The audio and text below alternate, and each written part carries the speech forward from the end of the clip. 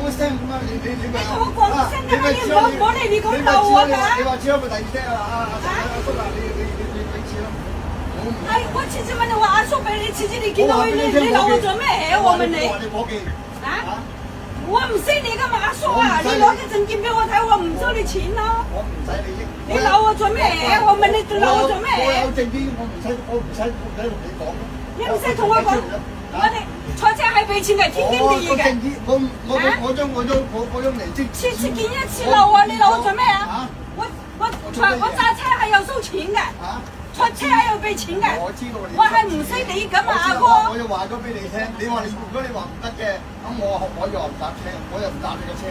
160幾嘅車我唔需要搭你。160幾架車你係咪？但係你冇次次咁你鬧我㗎。我冇鬧到你。